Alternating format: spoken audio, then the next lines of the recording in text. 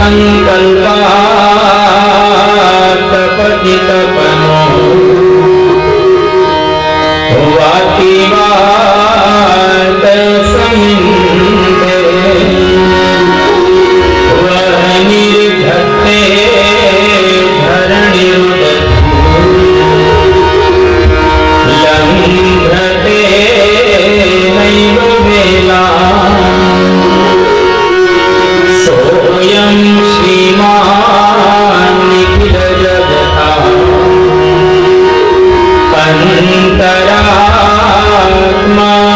अन्तरात्मावतीर्णो धर्मं रक्षन् दिशतु कुशलम् स्वामिनारायणो नः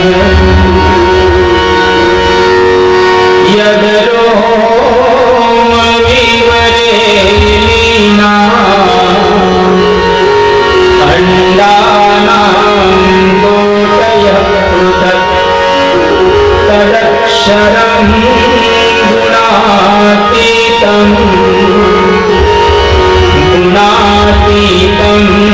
नमाम्यहम् वसुदेवसुतं देवं कंसचाणूरमर्दनम् देवकी परमानन्दम् कृष्णं वन्दे जगद्गुरुम् भगवते श्री स्वामिनारायणाय नमो नमः। श्री अक्षर पुरुषोत्तमाभ्यां नमो नमः। श्री राधा कृष्णाभ्यां नमो नमः। श्री गुणातीतानंद स्वामी महाराजाय नमो नमः। श्री भगतजी महाराजाय नमो नमः। श्री शास्त्री महाराजाय नमो नमः। श्री योगी महाराजाय नमो नमः। श्री प्रमुख स्वामी महाराजाय नमो नमः।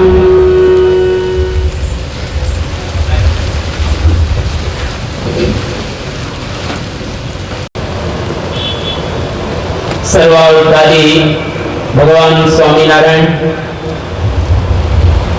जीवनी परम पावन उपस्थिति में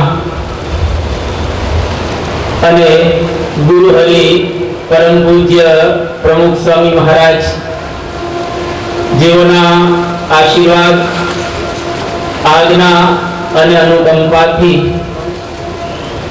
आ सूरतपुरी पर्व गणाय एवा सचिन नी अंदर આજથી આપણે મહાભારત મર્મનો પ્રારંભ કરી રહેલા છીએ। અત્યારે આપણે બધા જે યુગની અંદર જીવી રહેલા છીએ એ કળિયુગ છે અને કળિયુગની અંદર ભગવાનની દિવ્ય વાણી સાંભળવી ભગવાનના ચરિત્રો સાંભળવા એ બહુ જ દુર્લભ રહેલા છે। તો આજથી આપણે 5 દિવસ માટે આ મહાભારત મર્મ સીધા મહાભારતનો સાર આપણે અહીંયા આગળથી ગાવાના છીએ, જેની કથા આપણે સાંભળવાના છીએ। भगवान वेदव्यासे 5000 वर्ष पूर्वे आओ एक सुंदर ग्रंथ भारत की भूमि ने आप्यो अने जरे भगवान वेदव्यासे आ ग्रंथ आप्यो ए वखते आखु भारतनु केवुं वातावरण हतो, भारतनो ए वखतनो केवो समाज हतो, भारतनी अंदर घर घर ની અંદર કેવા પ્રકારની मान्यताओं हती। आखू समाजનું ચિત્ર ભગવાન વેદવ્યાસે આ ગ્રંથની અંદર આપેલું છે। ટૂંકમાં કહીએ તો ભારતીય સંસ્કૃતિનો એક કોષ પિતા ખજાનો એટલે આ મહાભારત ગ્રંથ. અહીંયા આગળ જે ગ્રંથની અંદર છે એ સર્વત્ર ભારત વર્ષની અંદર વ્યાપ્ત થયેલું છે, અને આ ગ્રંથની અંદર જે નથી એ ભારતમાં ક્યાંય નથી. એટલે આવો એક અદ્ભુત ખજાનો આપણે સાંભળવાના છીએ.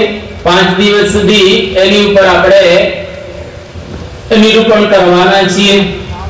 તો અહીંયા આગળ આ ગ્રંથનો પ્રારંભ કરતા ભગવાન વેદવ્યાસ મંગલાચરણ કરે છે. અને કોઈ પણ ગ્રંથનો જ્યારે પ્રારંભ થાય ત્યારે મંગલથી એ ગ્રંથનો પ્રારંભ થાય.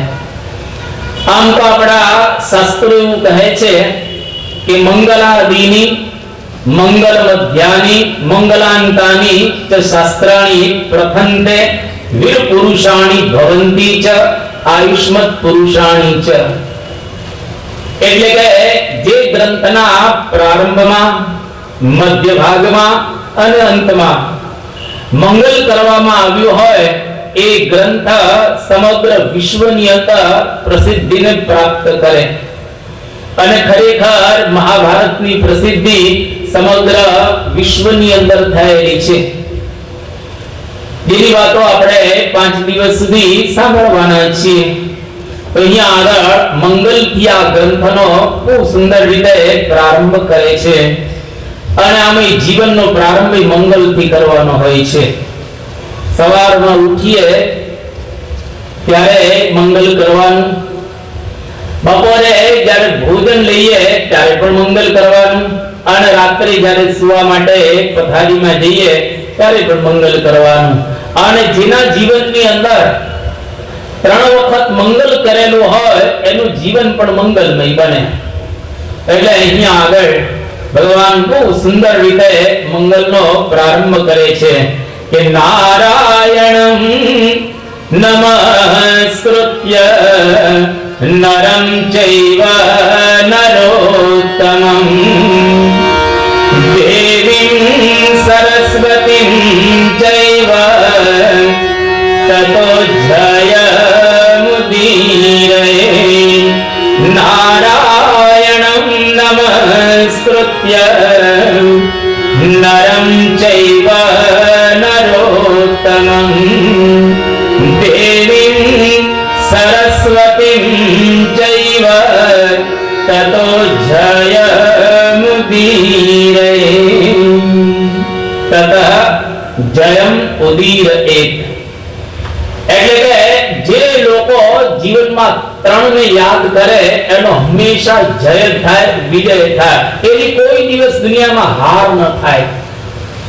તો કોને 3 ને યાદ કરવાના? નારાયણમ, પિતા ભગવાન, જેને પરાત્પર કહીએ, નારાયણ કહીએ, પરબ્રહ્મ કહીએ, પૂર્ણ પુરુષોત્તમ કહીએ, જે નામથી આપણે બોલાવતા હોઈએ તે.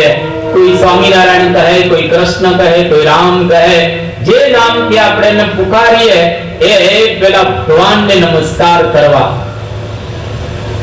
અને નરમ ચૈવ, નર એટલે અર્જુન. અર્જુન ભગવાનના ઉત્તમ ભક્ત છે. તો ભગવાનની સાથે એના ભક્તને પણ આપણે યાદ કરીએ. એટલે જ આપણી ભારતીય સંસ્કૃતિ એ 2 પેલા યુગલની સંસ્કૃતિ છે. રાધા કૃષ્ણ, લક્ષ્મી નારાયણ, સીતારામ, શંકર પાર્વતી, નર નારાયણ, આ બધા યુગલો આપણા ભારત વર્ષની અંદર પધરાવવામાં આવે છે. એટલે ભગવાનની સાથે એના ભક્તને આપણે યાદ કરવા. અને દેવીમ સરસ્વતી, પિતા વિદ્યાની દેવી સરસ્વતી છે. એ સરસ્વતી ને આપણે યાદ કરીએ એટલે આપણને અધ્યાત્મ વિદ્યા પ્રાપ્ત થાય. લૌકિક વિદ્યા શાળાઓ, કોલેજો, યુનિવર્સિટી વગેરેની અંદર ભણાવવામાં આવે, પરંતુ એક અધ્યાત્મ પણ વિદ્યા છે જેને ગીતાની અંદર કહેવામાં આવ્યો વિદ્યાનાંચ અધ્યાત્મ વિદ્યા. આ વિદ્યા જો સંપાદન કરેલી હોય તો એના દ્વારા આલોકની અંદર પરમ આનંદ થાય, અને જ્યારે મૃત્યુ પામીએ ત્યારે પણ અતિશય સુખનો અનુભવ થાય. એટલા માટે દેવી સરસ્વતીને પણ આપણે યાદ કરવું, અને આ ત્રણને જેના જીવનની અંદર યાદ કરેલા હોય એ માણસનો હંમેશને માટે જય થાય. આટલી વાત મંગલમાં કરી અને ભગવાન વેદવ્યાસને પ્રણામ કરે છે. અહીંયા આગળ બહુ સુંદર ભગવાન વેદવ્યાસ કેવા છે એનું વર્ણન કરતા અહીંયા આગળ કહે છે, નમોસ્તુતે વ્યાસ વિશાલ બુદ્ધે ફુલ્લારવિંદા યત પત્ર નેત્ર.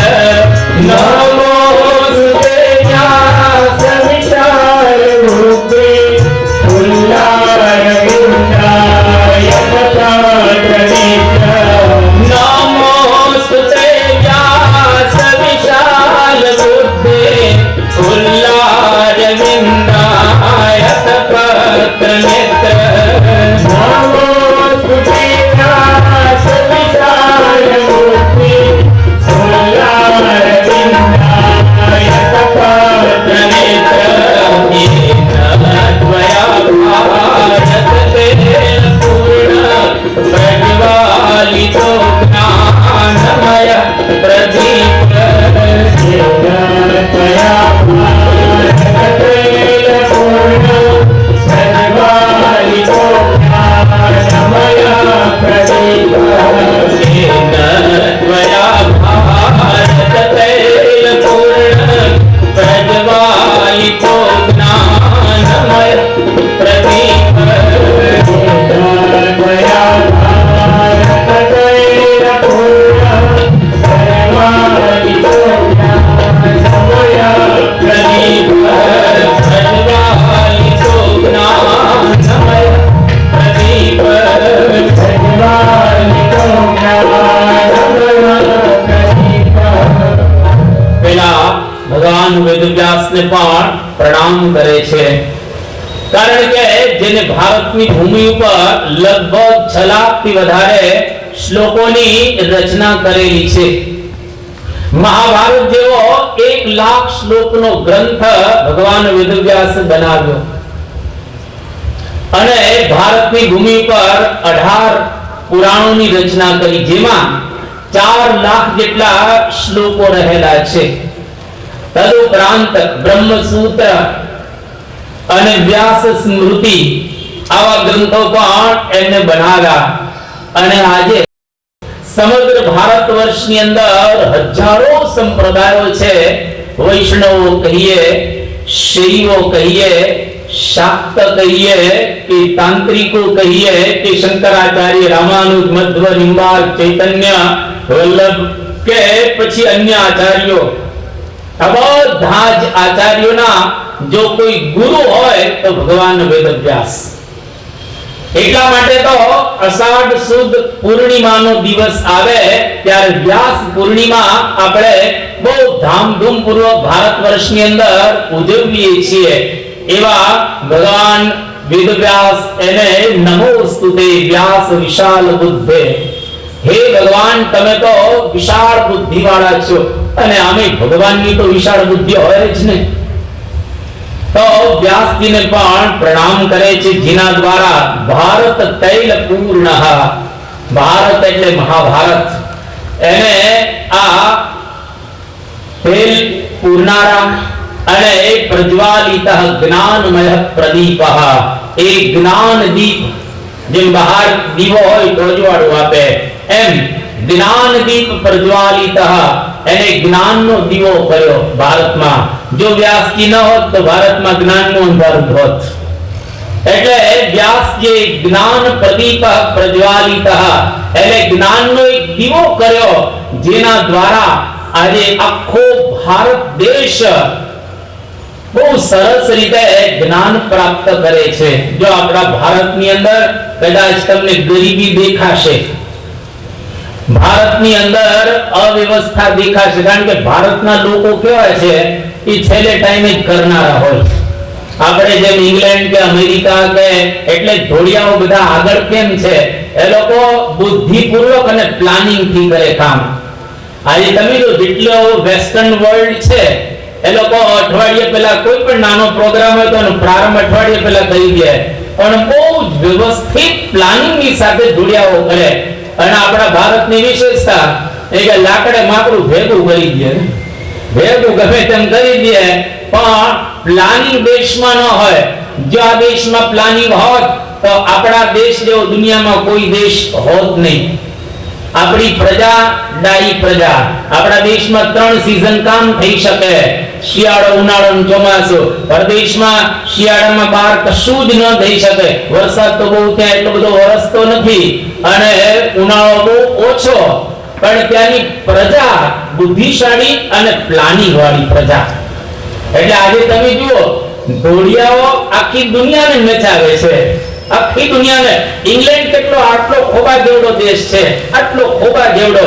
આપણું ઉત્તર પ્રદેશ જે રાજ્ય છે એટલો જ ઇંગ્લેન્ડ દેશ છે ખાલી. ઉત્તર પ્રદેશ રાજ્ય કેટલું નાનકડું છે, જેની વસ્તી લગભગ 10 કરોડની છે.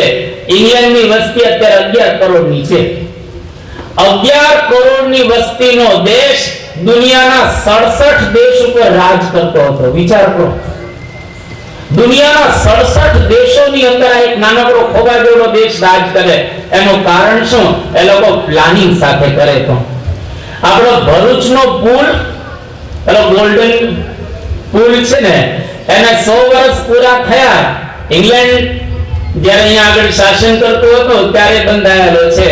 એને 100 વર્ષ પૂરા થયા એટલે બ્રિટિશ પાર્લામેન્ટમાંથી, ઇંગ્લેન્ડની પાર્લામેન્ટમાંથી અહીંયા આપણને પત્ર લખ્યો કે આ પુલને 100 વર્ષ પૂરા થઈ ગયા છે, એટલે આવરદાની પૂરી થઈ ગઈ છે. હવે અમે કોઈ એની અંદર બીજું કંઈ કરતા નથી. હવે તમારે જે કરવું હોય તે કરો. હવે આ પુલ તોડી નાખવો જોઈએ. પણ આપણે ત્યાં પુલ તૂટશે ક્યારે? 2-5 ખટારા બધું અંદર પડશે જ્યારે નર્મદામાં, ત્યારે પુલ તૂટશે. વિચાર કરો, એ લોકો 100 વર્ષ એક્ઝેક્ટ પૂરા થયા ત્યારે આપણને ત્યાં કાગળ લખ્યો. આને કહેવાય અંગ્રેજો. એટલે આ દેશની એક વિશેષતા રહેલી છે પ્રદેશની અંદર. તો અહીંયા આગળ આ ભારત દેશની અંદર કદાચ વ્યવસ્થા સારી નહીં હોય પ્રદેશ જેવી. અહીંયા આગળ ધૂળ પણ બહુ તમને જોવા મળે. માણસો પણ કદાચ તમને એટલા બધા ભણેલ ગણેલ જોવા ન મળે.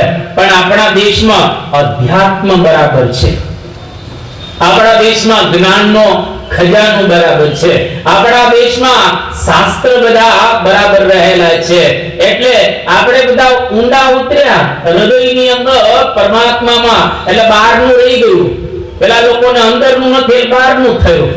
પેલા લોકોને અંદરનું નથી એટલે બહારનું વિશેષ થયો. તો અહીંયા આગળ ભગવાન વેદવ્યાસે એક ભારત વર્ષની અંદર જ્ઞાન દીપ પ્રજ્વાલિત, એ જ્ઞાનનો દીવો એમણે પ્રગટાવ્યો.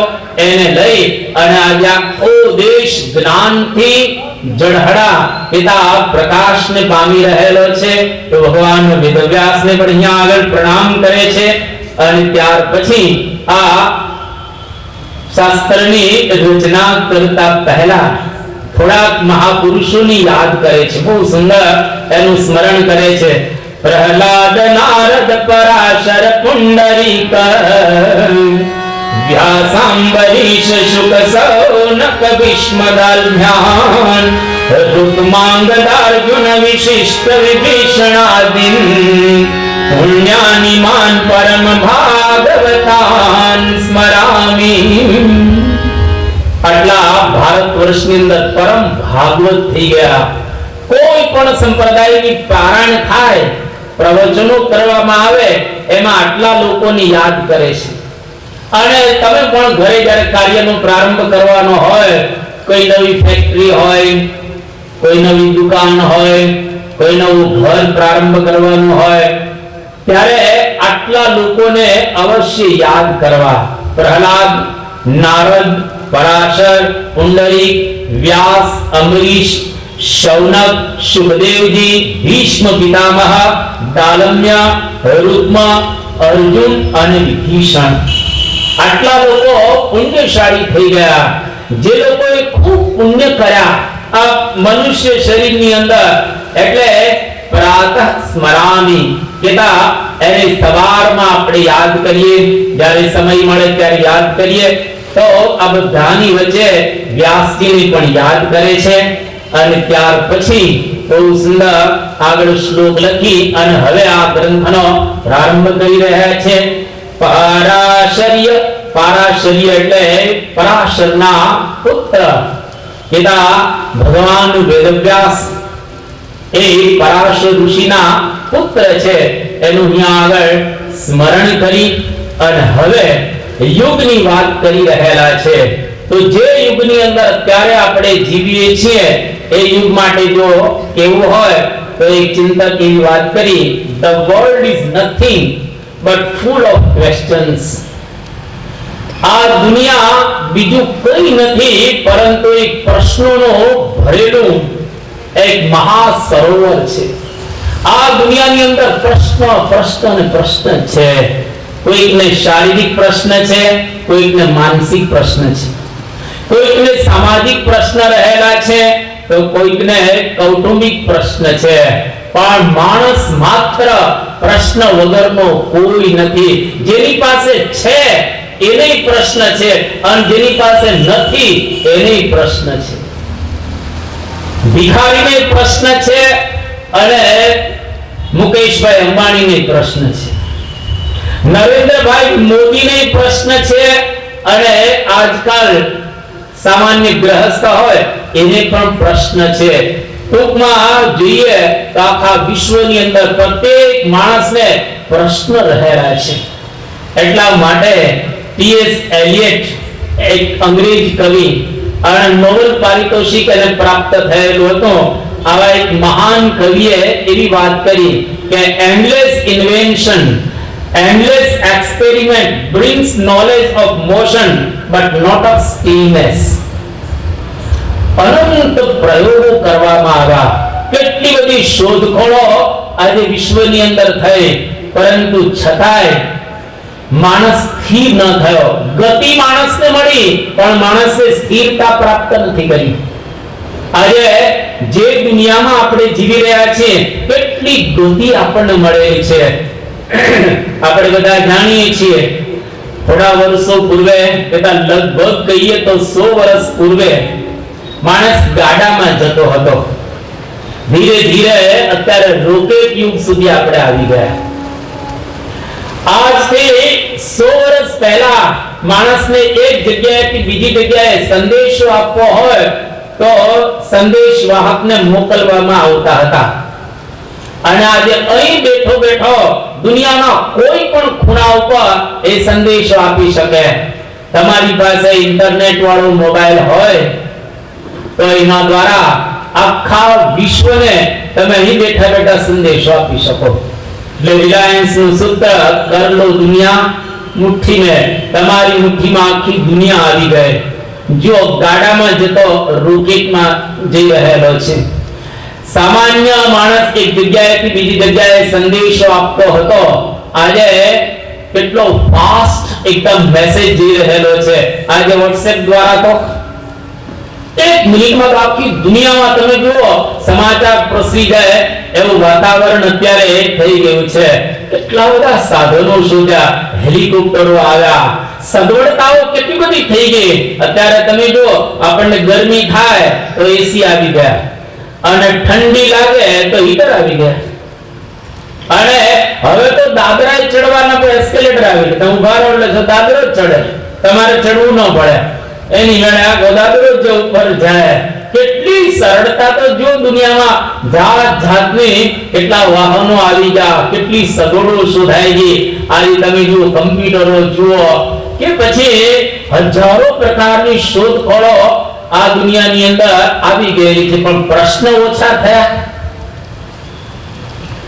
પહેલા જે પ્રશ્નો હતા એના કરતા પ્રશ્નો વધ્યા છે પરંતુ પ્રશ્ન ઓછા થયા નથી. બહારની દુનિયામાં જોઈએ તો આજે ભ્રષ્ટાચાર, વેરઝેર અને દગા પ્રપંચ ઓછા થયા, વધ્યા છે પણ ઓછા થયા નથી.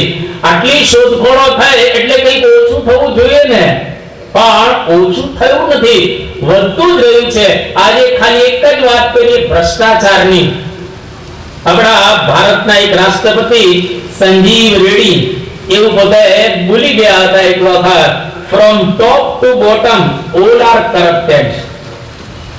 નાનાથી માંડી અને ઉપરના સુધીના બધા જ કરપ્શન કરે છે. ભ્રષ્ટાચાર ભ્રષ્ટાચાર ભ્રષ્ટાચાર.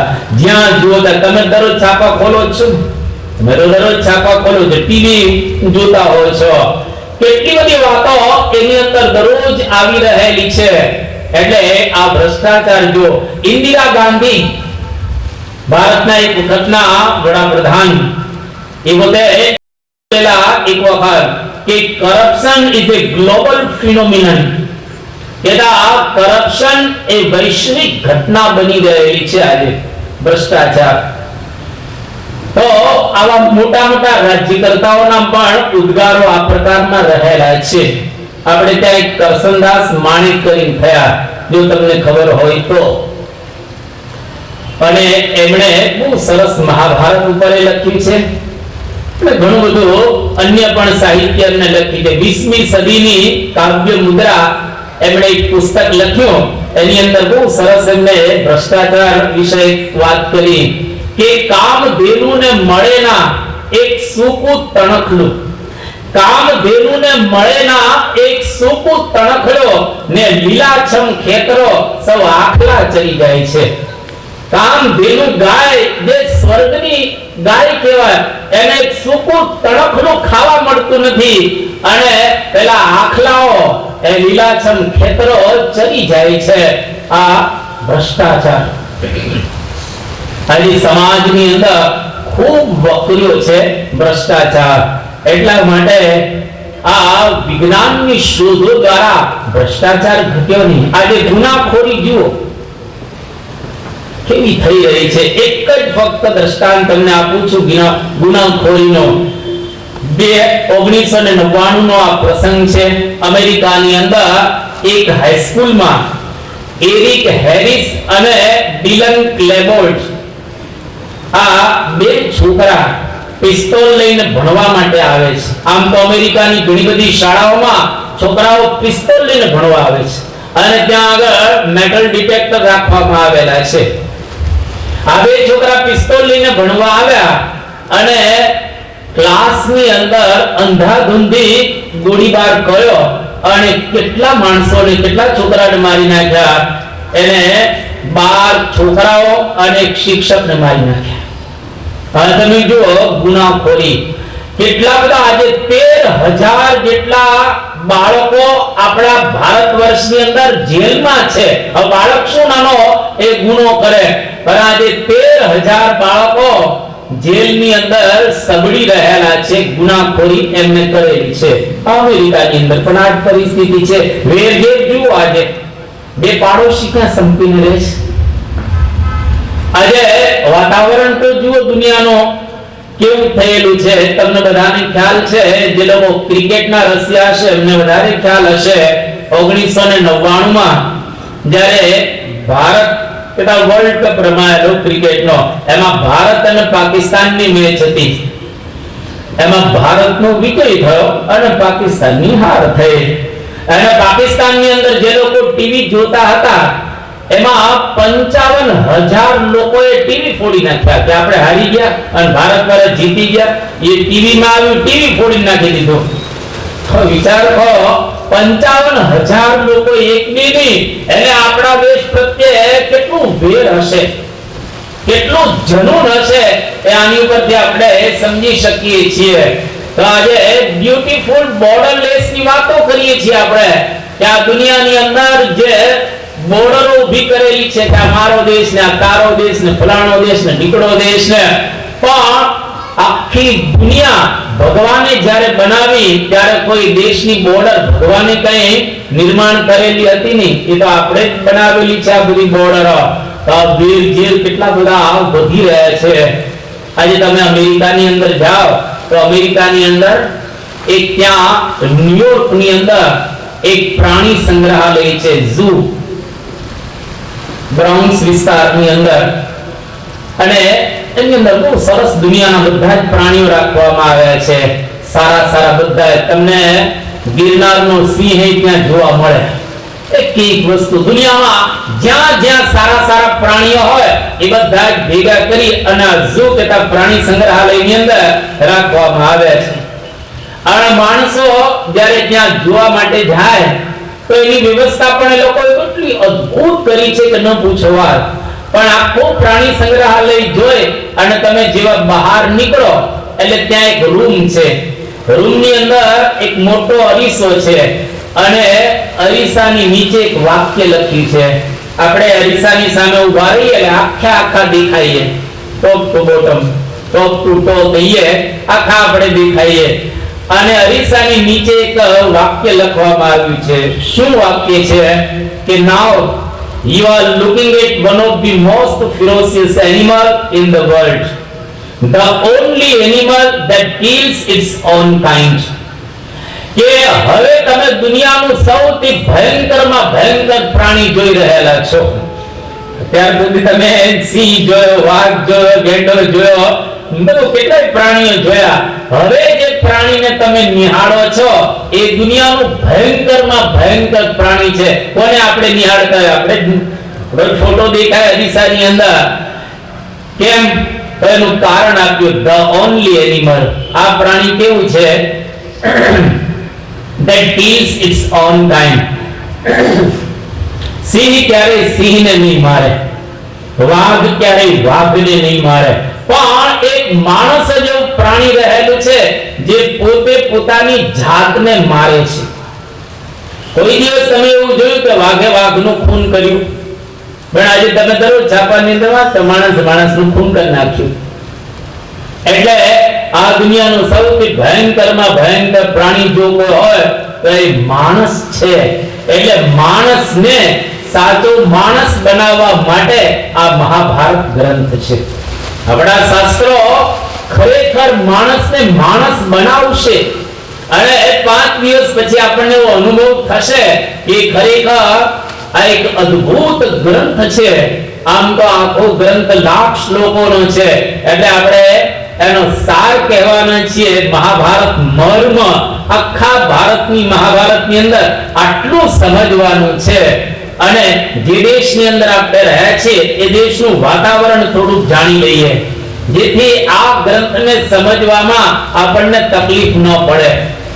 અને અત્યારે આપણા દેશની પરિસ્થિતિ કયા પ્રકારની છે, અત્યારે આપણા દેશની અંદર શું ચાલી રહેલું છે એનું થોડુંક નિદર્શન અત્યારે આપણે સાંભળીએ. તો અત્યારે આપણા દેશની અંદર આ હું તમને આંકડા આપું છું 2005 ની સાલના આપું છું, એટલે 10 વર્ષ પહેલાના આંકડા છે. અત્યારે તેના કરતા થોડુંક વાતાવરણ ખરાબ થઈ ગયું હશે. આપણા દેશની અંદર દર 2 મિનિટે એક ચોરીનો બનાવ બને છે. દર 3 મિનિટે એક હિંસાનો બનાવ બની રહેલો છે આપણા દેશમાં. દર 6 મિનિટે એક ઘર લૂંટાય છે હિન્દુસ્તાનમાં. દર 15 મિનિટે એક જગ્યાએ છેડતી થાય છે. દર 16 મિનિટે એક જગ્યાએ હત્યા તથા ખૂન થઈ રહેલું છે. દર 9 મિનિટે એક જગ્યાએ તોફાન થાય છે ભારતની અંદર. અને દર 10 મિનિટે એક છેતરપિંડીનો કેસ બને છે. દર 19 મિનિટે આપણા દેશની અંદર એક હત્યા કરવાનો પ્રયાસ થાય છે, ખૂન કરવાનો. કોઈ પણ પાર્ટની અંદર આપણે 25 રાજ્યો છીએ એની અંદર દર 23 મિનિટે એક જગ્યાએ અપહરણ થાય છે. રાવણ જેમ સીતાજીને લઈને ગયો હતો એવી રીતે આપણા દેશની અંદર દર 19 મિનિટે દર 23 મિનિટે એક અપહરણનો કેસ બની રહેલો છે. દર 29 મિનિટે એક બળાત્કારનો કેસ બને છે. એક પુરુષ કોઈ સ્ત્રીની ઉપર 29 મિનિટે એક બળાત્કાર કરે છે આપણા દેશમાં. દર 35 મિનિટે એક જાતીય સતામણીનો કેસ બને છે. દર 39 મિનિટે એક વિશ્વાસઘાતનો કેસ બને છે. દર 77 મિનિટે એક દહેજ દ્વારા માણસ મૃત્યુ પામે છે. દહેજ ન આપી શકે, ડાવરી જેને કહીએ એ ન આપી શકે એટલે પેલી છોકરી મૃત્યુ પામતી હોય છે. આ પ્રકારની પરિસ્થિતિ છે. દર 1 કલાકે એક જગ્યાએ આગ લગાડવામાં આવે છે અને દર 4 કલાકે એક બનાવટ કરે છે એનો કેસ નોંધાય છે ભારતના દફતર ઉપર. ધીસ ઇઝ ઇન્ડિયા, મેરા ભારત મહાન. આવા બોર્ડ આપણે લગાડીએ છીએ. આ આપણી ભારતની પરિસ્થિતિ રહેલી છે. એમાં આપણે બધા જ અત્યારે જીવીએ છીએ આ સચિનની અંદર. એ ક્યાં બીજી રીતે સચિનની અંદર પણ જુદા જુદા બનાવો બનતા જ હશે, એમાં કોઈ શંકાને સ્થાન નથી. તો આવા એક ભયંકર વાતાવરણની અંદર, આવા એક કળિયુગના વાતાવરણની અંદર આપણે બધા જ્યારે જીવીએ છીએ ત્યારે આ ધર્મ ગ્રંથો આપણને સમાધાન આપશે, આપણને સહન શક્તિ શીખવાડશે અને આપણે સ્થિર બનીશું, ધીર બનીશું એવી વાતો આ ધર્મ ગ્રંથની અંદર આપણે સાંભળવાના છીએ. એટલા માટે ભગવાન કૃષ્ણચંદ્ર ગીતાની અંદર કહે છે, જ્ઞાનમ લબ્ધ્વા પરામ શાંતિ અચિરેણાધિગચ્છતિ. આ જ્ઞાન પ્રાપ્ત કરી અને આપણે આપણા જીવનની અંદર શાંતિ પ્રાપ્ત કરી શકીશું, સુખ મેળવી શકીશું. કદાચ આખા ભારતને તો આપણે ન સુધારી શકીએ, એ આપણા હાથમાં નથી. અને જો પ્રયત્ન કરીએ તો સુધરે ખરું, ન સુધરે એવું નથી. અહીંયા આગળથી જો પ્રારંભ કરવામાં આવે તો ભારત સુધરે. ગાંધીજીએ જેમ પ્રારંભ કર્યો તો આપણને આઝાદી પ્રાપ્ત થઈ, એમ સચિન ધારે તો આખા વિશ્વની અંદર પણ શાંતિ લાવી શકે. ધારે તો પણ કદાચ આપણે એનો વિચાર છોડી દઈએ, આપણા ઘરમાં તો શાંતિ લાવી શકીએ, આપણા ઘરમાં તો સમાધાન થઈ શકે ને, આપણા ઘરની અંદર તો સહન શક્તિ આપણે કેળવી શકીએ ને, આપણા ઘરમાં તો આપણે સ્થિરતા પ્રાપ્ત કરી શકીએ ને. એ સ્થિરતા, સહન શક્તિ કે સમાધાન કોના દ્વારા મળશે? જ્ઞાનમ લબ્ધ્વા, જ્ઞાન પ્રાપ્ત કરીને આપણે આ મેળવી શકીશું. એટલા માટે સંતોએ બહુ સરસ ગાયો, નિષ્કુળાનંદ સ્વામીએ, કે સખી સમજણમાં ઘણું સુખ છે. સમજણ એટલે એક પ્રકારનું જ્ઞાન. જો જ્ઞાન મેળવીએ તો એના દ્વારા આપણે આપણા જીવનની અંદર સુખ પ્રાપ્ત કરી શકીએ. એટલે 5 દિવસ જ્ઞાન મેળવવાના છીએ આપણે. કોઈના શરીર વધવાના નથી, કોઈના વાળ વધારે ધોળા 5 દિવસમાં થઈ જવાના નથી. પણ અહીંયા આગળ આપણે બેસીશું તો આપણા મગજની અંદર કંઈક એવું કિરણ ફૂટશે જ્ઞાનનો કે જેના દ્વારા આપણને હૃદયમાં એક પ્રકારની શાંતિનો અનુભવ પ્રાપ્ત થશે. એટલે નિષ્કુળાનંદ સ્વામી બહુ સુંદર એના કાવ્યની અંદર કહે છે કે સખી સમજણ માં ઘણું સુખ છે, સખી સમજણ માં ઘણું સુખ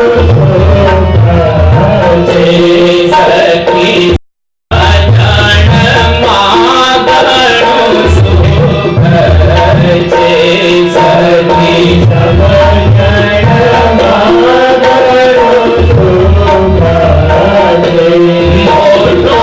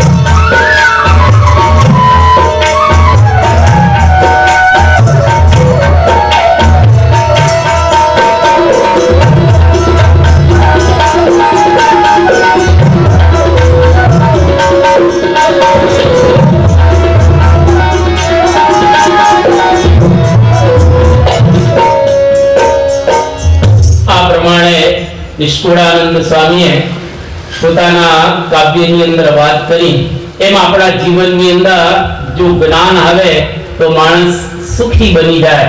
એટલે બાઇબલની અંદર પણ આ જ વાતને બહુ સરસ રીતે દર્શાવવામાં આવી કે happy is the man that findeth wisdom. ખરેખર એ જ માણસ સુખી છે કે જેના જીવનની અંદર વિઝડમ કહેતા ડાપણ આવે. આપણે ઘણી વખત કહેતા હોય કે આને ડાપણની દાઢ ફૂટી છે. કદાચ અંદર ફૂટે કે ન ફૂટે એ વાત જુદી છે, પણ ડાપણ એટલે જ્ઞાન. એ કાંઈ બહારથી મળતું નથી, એ અંદરથી આવે છે. અને ભગવાન રામના જીવનની અંદર આપણને દેખાય જે દિવસે ભગવાન રામને ગાદી મળવાની હતી એ દિવસે સવારમાં જંગલમાં જવાનું થયું. બાકી તમે જુઓ અમુક રાજાઓના ઇતિહાસ, એના પિતાને મારીને જ રાજા ગાદી પર આવ્યા છે. અમુક મુસલમાનની પરંપરામાં તમે જુઓ તો તમને ખ્યાલ આવશે, એના પિતાનું ખૂન કરી અને પુત્ર રાજ સિંહાસન પર આવી જાય. ભગવાન શ્રી રામ આ પ્રમાણે એમના જીવનની અંદર તમે જુઓ સવારે ગાદી પ્રાપ્ત થવાની હતી, એને બદલે સવારે જંગલમાં જવાનું થયું. તો રામચંદ્ર ભગવાન કેટલી સ્થિરતા એના જીવનમાં આપણને જોવા મળે. બહુ સુંદર તુલસીદાસજીએ રામાયણમાં ચુપાઈ લખી છે કે પિતા દિન મોહી કાનન રાજુ જહાં સબ ભાતી મોજ પડતાજુ. પિતા દિન મોહી કાનન રાજુ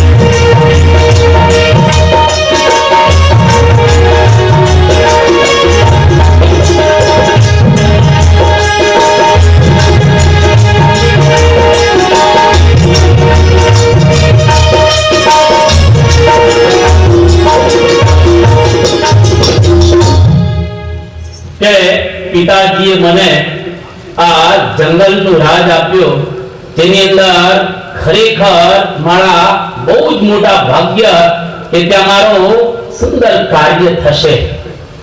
આવું કોણ બોલે? જો ખરેખર રામચંદ્ર ભગવાનના હૃદયની અંદર સમજણ ન હોય તો ક્યારે આવા શબ્દો નીકળે નહીં.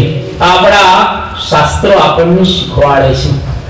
વાલ્મીકીજીએ વાલ્મીકી રામાયણની અંદર બહુ સુંદર પ્રસંગ નોંધ્યો કે આહુતસ્ય ભીષિકાય વિસૃષ્ટસ્ય વનાય ચ ન મયા લક્ષિતસ્તસ્ય સ્વલ્પોપ્યાકાર વિભ્રમઃ. એટલે કે ભગવાન રામને સિંહાસન માટે બોલાવવામાં આવ્યા અને જંગલમાં જતા એવા રામ, આ બે રામના ફોટા પાડવામાં આવ્યા. તો વ્યાસજી આ વાલ્મીકી કહે છે એક રેખાનો પણ ફરક જોવામાં ન આવ્યો. કેટલી રામમાં સ્થિરતા અને ધીરતા હશે. જીવનમાં કોક વખત માને થાય અને કોક વખત અપમાને થાય. કોક વખત હાનિ પણ થાય અને કોક વખત લાભે થાય, કોક વખત નુકસાન થાય અને કોક વખત મોટો ફાયદો થાય. પણ જો જીવનમાં આવા શાસ્ત્રો દ્વારા જાણી રાખ્યો હોય તો આપણે સ્થિરતા કોઈ દિવસ ગુમાવી ન શકીએ. રામચંદ્ર ભગવાન બહુ વાલ્મીકી રામાયણમાં એક સરસ વાત કહે છે કે ખરેખર સીતા, મારા પિતાએ મને આ વનનું રાજ આપ્યો જેના દ્વારા મારા બે કામ સિદ્ધ થયા. કયા બે કામ? રામચંદ્ર ભગવાનના શબ્દોમાં, અનેન વનવાસેન મમ પ્રાપ્તં ફલદ્વયં પિતુષ્ટાનુન્નતા ધર્મે ભરતસ્ય પ્રિયં તથા. ત્યાં વનની અંદર હું ગયો, એના દ્વારા એક કામ તો મારા પિતાના ઋણમાંથી મુક્ત થઈ શક્યો અને બીજું કામ મારા ભાઈ ભરત એનું પ્રિય થયો કારણ કે એને રાજ પ્રાપ્ત થયું. આવી સમજણની સાથે ભગવાન રામ વનની અંદર પોતે ગયા. એટલે આપણા શાસ્ત્રો આપણને બતાવે છે કે જો ખરેખર જીવનમાં સમજણ કે જ્ઞાન આવે તો આપણે સ્થિરતા અને ધીરતા પ્રાપ્ત કરી શકીએ. સીતાજીના જીવનમાં કેટલાય પ્રસંગો બને છે અને સીતા જ્યારે વનની અંદર હતા, જાણીએ છીએ પ્રસંગ, આપણે વિસ્તાર નથી કરતા, એટલે રાવણ ઉપાડી ગયો સીતાને. રામચંદ્ર ભગવાન પાછા લાવે છે અને પછી તો અયોધ્યામાં થોડોક સમય રહી વાલ્મીકીના આશ્રમમાં ગયા અને સીતાજી જ્યારે આ શરીર છોડે છે આ વખતે સીતાજી બહુ જ અદ્ભુત બોલે છે. શું બોલે છે? ભૂયો યથા મે જનનાંતરેતિ અમેવ ભર્તા નતમી પ્રયોગ. ભૂયો યથા મે જનનાંતરેતિ અમેવ ભર્તા નતમી પ્રયોગ. ભૂયો યથા મે જનનાંતરેતિ અમેવ ભર્તા નતમી પ્રયોગ. ભૂયો યથા મે જનનાંતરેતિ અમેવ ભર્તા નતમી પ્રયોગ. આ પ્રમાણે સીતાજીએ બહુ સરસ પ્રાર્થના કરી કે હે ભગવાન, આ વખતે તો તમારો યોગ થયો પરંતુ જન્મો જન્મ મારો નાતો તમારી સાથે જોડાય એ પ્રમાણે હું પ્રાર્થના કરું છું. આપણે 1995 માં લંડનની અંદર મંદિરનું નિર્માણ કર્યું. વેસ્ટર્ન વર્લ્ડમાં પહેલું મંદિર પ્રમુખ સ્વામી મહારાજે બાંધ્યું અને એ મંદિરની નીચે એક નાનકડું પ્રદર્શન મૂકવામાં આવ્યું છે જેનું નામ છે અન્ડરસ્ટેન્ડિંગ હિન્દુઇઝમ. આ પ્રદર્શનની અંદર આ સીતાનો સીન આપણે મૂકવામાં આવેલો છે. એમાં સીતાજી વાલ્મીકી ઋષિના આશ્રમમાં જાય છે અને ત્યાં પછી રહે છે. ઘોડિયાઓ બધા કે અંગ્રેજો બધા પ્રદર્શન જોવા માટે આવે અને પહેલો પ્રશ્ન શું કહે કે સીતાને કઈ ખ્યાલ છે કે નહીં? આટલા બધા કષ્ટો પડ્યા અને રાવણ એને ઉપાડી ગયો, પાછા લાવ્યા અને આ બધું કરવાની જરૂર શું છે? એને કરે ડિવોર્સ લઈ લેવાય, જંગલમાં થોડું જવાય, હવે છૂટાછેડા લઈ લેવાય, જંગલમાં જવાની જરૂરિયાત શું છે? રામને બદલે બીજા, કારણ કે ઇંગ્લેન્ડની અંદર એવરેજ 3-4 ની છે. એક પુરુષ 3-4 ને બદલે અને એક સ્ત્રી પણ 3-4 પુરુષને બદલે, આવી એવરેજ છે ત્યાં આગળ. દીકરા દીકરીની દશા શું થાય મા બાપ સમજી શકે એમ છે. પણ ટૂંકમાં જો આ પરદેશનું કલ્ચર જ્યારે સીતાજીને આટલા બધા દુઃખો આવ્યા તો એ સીતાજી શું કહે છે કે જન્મો જન્મ મારો નાતો, મારો સંબંધ રામની સાથે જોડાય. આ આપણા શાસ્ત્રો આપણને બતાવી રહેલા છે. એક બહુ અદ્ભુત મહાભારતનો પ્રસંગ. મહાભારતના યુદ્ધના મેદાનની અંદર જ્યારે અભિમન્યુ મૃત્યુ પામ્યો, અહીંયા મહાભારતનો પ્રારંભ થઈ રહ્યો છે. અભિમન્યુ જ્યારે મૃત્યુ પામ્યો એ વખતે અર્જુનને શોક વ્યાપી ગયો. ઓહો, મારો દીકરો મરી ગયો. અને ભગવાન કૃષ્ણચંદ્ર વિચાર કરે છે કે જો અર્જુન શોકમાં આવી જશે તો બરાબર લડશે ને, હાર થઈ જશે પાંડવોની, અને મેં તો પ્રતિજ્ઞા કરી છે કે મારા ભક્તની ક્યારે હાર ન થાય.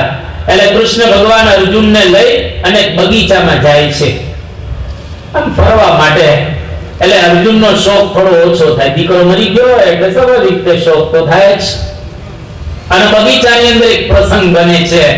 જેવો અર્જુન કૃષ્ણની સાથે આમ બગીચામાં પ્રવેશ કરે છે, એક છોકરો હતો બગીચામાં ફૂલ વીણતો હતો અને એના હાથમાં એક ટોપલી હતી. ફૂલ વીણતા વીણતા એમને એક સર્પ દંશ થાય છે, સાપ કરડે છે, અને એકદમ ભયંકર સાપ હતો.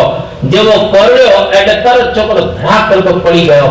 એના ટોપલી છે, કૃષ્ણ ભગવાનને અર્જુન ત્યાં આગળ, પેલો સાપ ભાગી ગયો દોડતો દોડતો. અને એ વખતે એકદમ જ્યારે સાપ ભાગ્યો, કૃષ્ણ ભગવાન જુએ છે, અર્જુન પણ જોઈ રહ્યા છે. પેલો છોકરો પડી ગયો, હાથમાં ફૂલની ટોપલી છે, અને પેલો છોકરો કૃષ્ણ ભગવાનને ટોપલી આપતા કહે છે કે હું તો હવે જાઉં છું, કારણ કે મને સર્પદંશ થયો છે, મરી જાઉં છું, હમણાં મરી જવાનો છું. આ ટોપલી મારા પિતાશ્રીને આપજો તમે, એ પૂજા ત્યાં કરવાના છે, એના માટેના ફૂલ છે. અને સંદેશો આપજો કે આ શરીર તો નાશવંત છે. કૃષ્ણ ભગવાને જે અર્જુનને ગીતામાં કે ઉપદેશ આપ્યો હતો કે આ ખરેખર શરીર તો એક દિવસ પડવાનું છે, આત્મા અમર છે, આત્મા કોઈ દિવસ મરતો નથી અને આત્મા કોઈ દિવસ જન્મતો નથી. આટલું મારા પિતાને જ્ઞાન આપજો કે મારો શોક ન કરે, ભલે હું મરી જાઉં છું પણ મારો શોક ન કરે.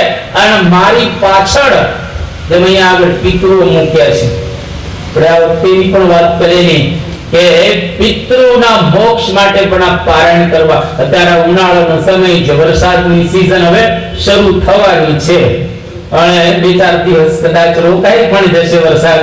એટલે આ વરસાદની સીઝનમાં આપણા જે પિતૃઓ હોય, જે મૃત્યુ પામી અને પિતૃલોકની અંદર ગયા હોય, ત્યાંથી એ ધામમાં સીધાવે, એની પાછળ કંઈ પણ સત્કર્મ કરવામાં આવે તો એ કે મારા પિતાશ્રીને કહેજો કે તમારો દીકરો એ ભગવાનનું નામ લેતા લેતા મૃત્યુ પામ્યો છે, એટલે એની પાછળ શોક ન કરતા. અર્જુન વિચાર કરે છે કે હું અભિમન્યુને માટે શોક કરતો હતો અને આ છોકરાએ આવું જ્ઞાન આપ્યો. અને કૃષ્ણ ભગવાને ખરેખર ગીતાની અંદર કહ્યું છે જાતસ્ય હિ ધ્રુવ મૃત્યુ, જે માણસ જન્મે એનું મૃત્યુ ચોક્કસ થાય. કાળો હિ દુરતિક્રમઃ, કાળને કોઈ ફેરી શકતું નથી. મરણમ માનુષો ભાવઃ, આપણો ભાવ જ મરણ છે. મરણમ પ્રકૃતિ શરીરિણામ, આપણે દરેક મરવાના છીએ. કાલસ્ય કુટિલા ગતિ, કાળની કુટિલ ગતિ છે, જેમાં કોઈ બચી શકવાનો નથી. એક માણસ આની અંદર બચવાનો નથી. એટલે આપણે બધા જવાના છીએ, સુનિશ્ચિત રહેલું છે. આજે કેટલા શાંતિથી પવનમાં બેઠા છો, તમે ખુશીમાં બેઠા છો, પવનમાં બેઠા છો. એક વખત આપણે બધા સ્મશાનમાં બેસવાના છીએ, દરેક નક્કી છે. 100 વર્ષ થશે ત્યારે આ શરીર રહેવાનું નથી. 100 વર્ષ પહેલાનો કોઈ દેખાતો નથી અને 100 વર્ષ પછી કોઈ દેખાવાનો નથી. કદાચ આ લીમડા હશે, લીમડા હશે ના મેદાને હશે, મંદિરે હશે, પણ બેઠેલા કોઈ ન હોય વક્તા કે નહીં હોય શ્રોતા, બધું જ બદલાઈ ગયું છે. એનો મતલબ એવો થયો કે 100 વર્ષમાં આખી દુનિયા બદલાઈ જાય છે. એટલે કૃષ્ણ ભગવાન અર્જુનને જ્યારે આ સમજાવે છે ત્યારે અર્જુનનો શોક ટળી ગયો કે ભગવાન જવાનું જ છે. અને બ્રહ્માનંદ સ્વામી, સ્વામિનારાયણ સંપ્રદાયના બહુ જ એક મહાન સંત થયા. એમણે પોતાના એક છંદની અંદર બહુ સુંદર સનાતન સત્ય લખ્યો કે જ્યું જલ માહી લકીર પરીસો, તલી કે તલી હે. એ જળ હોય એમાં તમે લાકડી મારો તો આમ થોડોક લીટો તો થાય ને, લકીર એટલે લીટો થાય, પણ એ કેટલો સમય રહે, પાછું જળ છે આમ ભેગું થઈ જાય. દેવલે શીશ ચઢાઈ ધજાસો, ઉપર તમે જો ધજા હલે છે, ગમે તેટલો પવન પડી જાય ને તો એ ધજા થોડી થોડી આમ હલતી જશે, કારણ કે દેવળ ઉપર ચડાવેલી ધજા એ હલે. અને તમે દૂધમાં ખાંડ નાખો તો થોડો સમય ખાંડ રહે પછી શું થઈ જાય? એની અંદર ઓગળી જાય। એમ બ્રહ્મ મુનિ ક્યું ही देह की आयु चली के चली એટલે ધીરે ધીરે આપણે બધા જઈ રહેલા છે। આ વાત બ્રહ્માનંદ સ્વામીના છંદની અંદર કહી કે જ્યું જલ માહી लकीर परिसो टली के टली है जल माही लकीर परिसो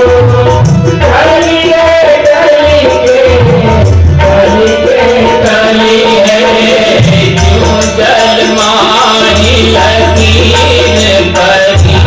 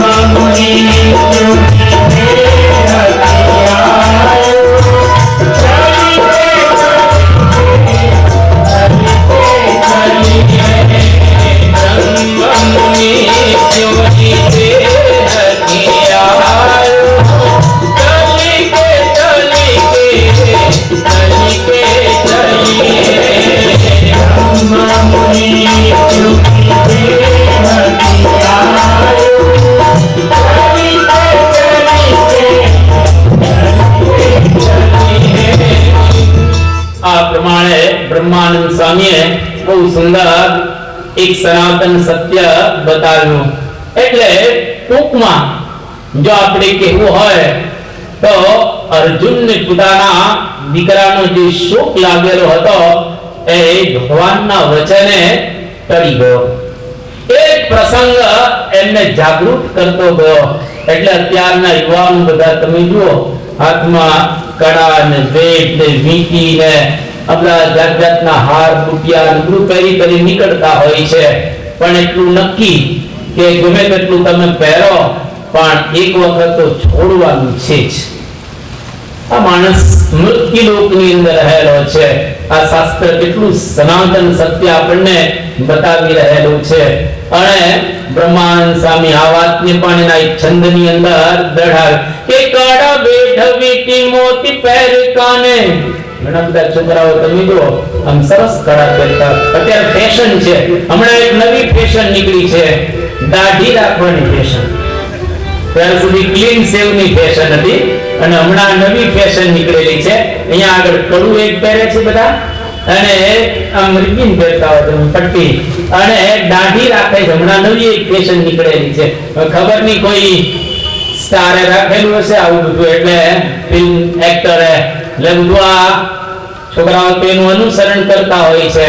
પણ બ્રહ્માનંદ સ્વામી બહુ સરસ બતાવે છે કે કડવે દમિતી મોતી કાને મહાચોર સમુખ મરોડતા ધરતે આપની કાયણી કુબે ભગવાન કાને કરતે ફૂલ લગાવત ને હસ્તિયા છોડતા બ્રહ્માનંદ કરે ખબર ભારત में एक काल की सेना ही छोड़ता एक काल की सेना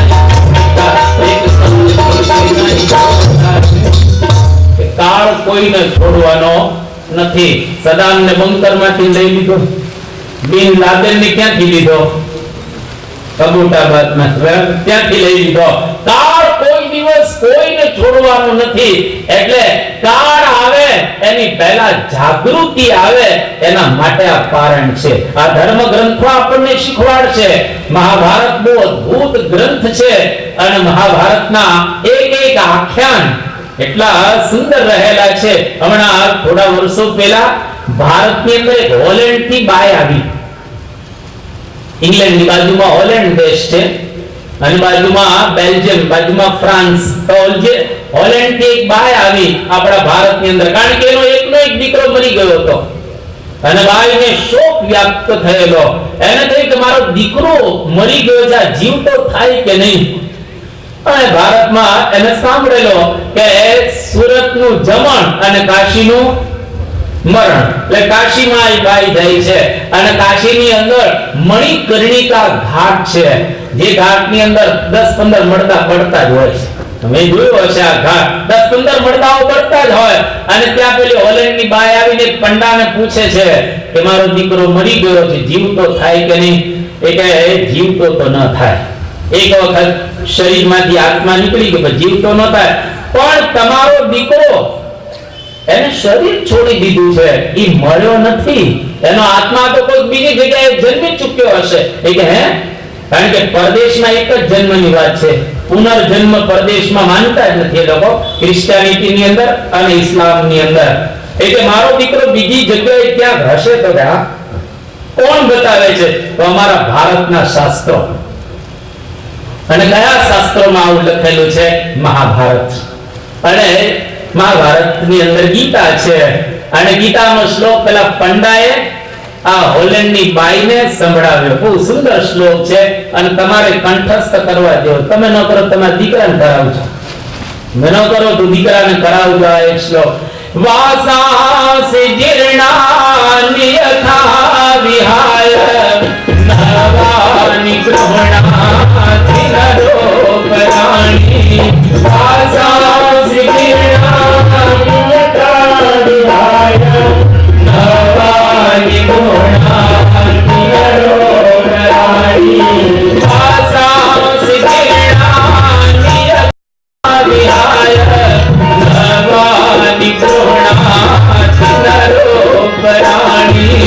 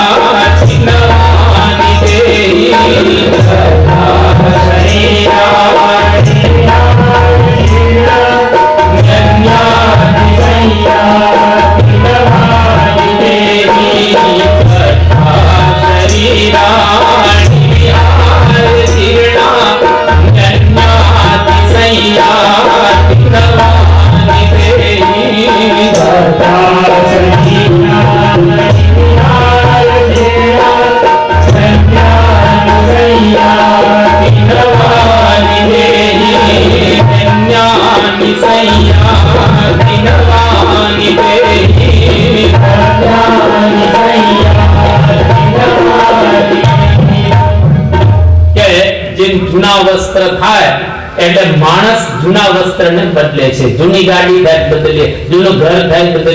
એવી જ રીતે આ ઘર જૂનું થાય એટલે એને બદલવામાં આવે છે. આત્મા મરતો નથી, પણ આત્મા શરીર બદલે છે. અને ખરેખર ભાઈ બહુ જ સ્વસ્થ બની ગઈ છે. અને કહ્યું કે આ ગીતા આવું સુંદર તમારે ત્યાં ગ્રંથ છે. હા, અમારે ત્યાં આવો ગ્રંથ છે. અને ગીતા એને સંભળાવવામાં આવે છે. અને ગીતાનો અધ્યાય જેવો પૂરો થાય ત્યારે આવે છે કે ઇતિ શ્રીમદ ભગવદ ગીતાસુ ઉપનિષત્સુ બ્રહ્મ વિદ્યાયામ યોગ શાસ્ત્રે શ્રી કૃષ્ણ અર્જુન સંવાદે અર્જુન વિષાદ યોગો નામ પ્રથમો અધ્યાય એમ કરીને પૂરું કરવામાં આવે. અધ્યાય જ્યારે પૂરો થાય ત્યારે એને કહ્યું કે આ અધ્યાયના અંતે ગીતા શું, ઉપનિષદ શું છે? તો કે ઉપનિષદનો સાર ગીતા છે. તો કે ઉપનિષદો એટલા બધા તમારે ત્યાં છે? હા, અમારે ત્યાં 108 ઉપનિષદ છે. તો પેલી બાય ઉપનિષદનો અભ્યાસ કરે છે અને ઉપનિષદનું રેકોર્ડિંગ કરે છે અને 350 કલાકનું વૈદિક જ્ઞાનનું રેકોર્ડિંગ કરી અને બાય ભારતમાંથી હોલેન્ડ ગઈ. 6-7 વર્ષ થયા ત્યારે પેલી બાઈ પાછી આવી અને કહે છે કે ખરેખર તમારા ભારત વર્ષના શાસ્ત્રો બહુ જ મહાન છે. મને આ શાસ્ત્ર દ્વારા એક શાંતિનો ખૂબ અનુભવ થયો. 1900 અને આ તો નજીકનો જ પ્રસંગ છે, બહુ થોડા વર્ષો પહેલાનો, પરંતુ આપણા ભારત વર્ષની અંદર લગભગ કહીએ તો 1000 વર્ષ પહેલા ચીનમાંથી એક યુએન સંઘ કરીને આવેલો ભારતની મુલાકાતે એના થોડાક શિષ્યોને લઈને લગભગ 14 વર્ષ સુધી ભારતની અંદર આ યુએન સંઘ પોતે રહેલો હતો. અને ભારતમાંથી વિદાય લઈને ચાઇનામાં જાય છે પાછો, ત્યારે આપણા દેશમાંથી થોડાક શિલ્પો અને 657 જેટલા ધાર્મિક ગ્રંથો અને રત્ન અને માણેક મોતીના બધું લઈને જ્યારે જતો હતો ત્યારે એ વખતે શ્રી હર્ષ કરીને રાજા હતા. એને કહ્યું કે ભારતમાંથી તમને રત્નો નહીં લઈ જવા દઈએ, તમને આ મોતી માણેક નહીં લઈ જવા દઈએ, તમારે બીજું કઈ લઈ જવું હોય તો લઈ જાઓ. એટલે આપણા ભારતના 657 જેટલા શાસ્ત્રો એ વખતે કઈ અત્યારે જેમ પ્રેસની અંદર છપાય છે એવા નહોતા, એ તો હસ્તલિખિત બધા શાસ્ત્રો હતા. 657 શાસ્ત્રો અને થોડાક શિલ્પો લઈ અને વહાણમાં પોતાના શિષ્યોની સાથે આ યુએન સંઘ બેઠા. બરાબર વહાણ મધ દરિયા આવ્યો તો એકદમ દરિયાની અંદર ખૂબ મોટા મોટા મોજા આવે છે, તોફાન અંદર આવે છે. એ વખતે નાવિકે કહ્યું કે આમાંથી વજન ઓછું કરવું પડશે નાવમાંથી. એટલે પહેલા તો એ લોકોએ કહ્યું કે આપણે જે શિલ્પો છે ને નાખી દઈએ, અને શિલ્પો નાખી દીધા થોડાક જે હતા અને વજન થોડું ઓછું થયું અને વહાણ ઓર આગળ ચાલ્યું. અને હવે ચાઇના આવવાની આમ કયા લગભગ 2 કલાકમાં ચાઇના આવશે. હવે 2-4 કલાકની અંદર અને ભયંકર તોફાન આવ્યું, એટલું બધું તોફાન. અને નાવિકે કહ્યું કે હવે ઓર વજન થોડું ઓછું કરવું પડશે, નહીતર વાહન ડૂબી જશે. એટલે બધાને થયું કે શાસ્ત્ર નાખી દે, 657 છે નાખી દે, આપણે જીવતા રહીએ, કઈ વાંધો નહીં.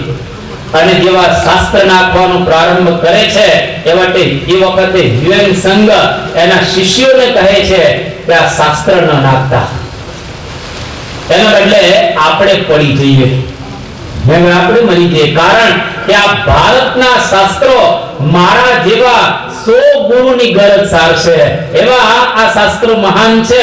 માટે એને આ ચાઇનાની અંદર તમે લઈ જાઓ, પરંતુ શાસ્ત્રને નથી નાખવા. આ શાસ્ત્રને બચાવવા માટે યુએન સંઘના 2 શિષ્ય પાણીમાં પડી જાય છે અને વજન થોડું ઓછું થયું અને લોકો ચાઇનાની અંદર પહોંચ્યા. 657 શાસ્ત્રો આપણા ભારતના ચાઇનાની અંદર એક જમાનામાં ગયા. અને ખરેખર આપણું આખું કલ્ચર આજે તમે ચાઇનાની અંદર જાઓ તો બૌદ્ધ ધર્મ ત્યાં ખૂબ ફેલાયેલો છે. એ આપણા મૂળના શાસ્ત્રો લઈ ગયા લોકો અને આપણા કલ્ચરની અંદર થી જે ખજાનો હતો એ ત્યાં આગળ ગયો. એમ આપણા દેશના શાસ્ત્રો બધા રામાયણ, મહાભારત, ગીતા, ભાગવત, ઉપનિષદો, 4 વેદ અને બધા હજારો આપણે ત્યાં શાસ્ત્રો રહેલા છે. તો ભવ્ય ભારતનું જ્ઞાન ખજાનો જે શાસ્ત્રોની અંદર ભરવામાં આવ્યો છે, જેના દ્વારા આપણને બધું જ મળશે. એટલા માટે સંતોએ ગાયેલું છે અને તમને આવડે તો ગાવા જેવું છે. આ શું આપણા શાસ્ત્રો દ્વારા આપણને સમજવાનું છે? અહીંયા આગળ બહુ સરસ કહે છે નિષ્કુળાનંદ સ્વામી, આપણા સંપ્રદાયના એક મહાન સંત, સારા કવિ હતા, વૈરાગી હતા, અને પૂર્વાશ્રમની અંદર શેખપાટ નામનું ગામ છે, એના પોતે હતા. એ પોતે અહીંયા આગળ આપણને બતાવી રહ્યા છે કે શાસ્ત્ર દ્વારા શું આપણે પ્રાપ્ત કરી શકીએ. નિષ્કુળાનંદ સ્વામીના શબ્દોમાં, શાસ્ત્રે કરી છે વર્ણ આશ્રમ રે, શાસ્ત્રે કરી છે ધર્મ અધર્મ રે, શાસ્ત્રે કરી છે વર્ણ આશ્રમ રે, શાસ્ત્રે કરી છે ધર્મ અધર્મ રે, શાસ્ત્રે કરી છે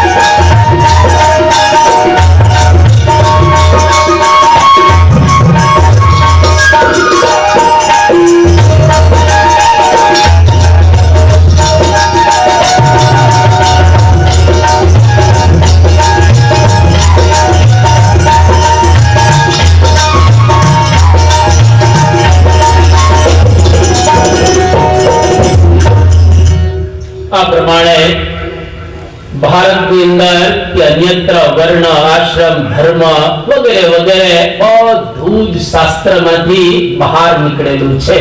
એટલે ટૂંકમાં કહીએ તો આપણા શાસ્ત્રો દ્વારા આપણા દેશની અંદર ઘણું બધું આપણે પામી શકતા હોઈએ છીએ, પણ મોટામાં મોટું કદાચ બીજું ફળ પ્રાપ્ત ન થાય તો સદબુદ્ધિ મળે. બસ સદબુદ્ધિ આવી ગઈ પછી બીજી કોઈ વસ્તુની તમને જરૂર નહીં પડે.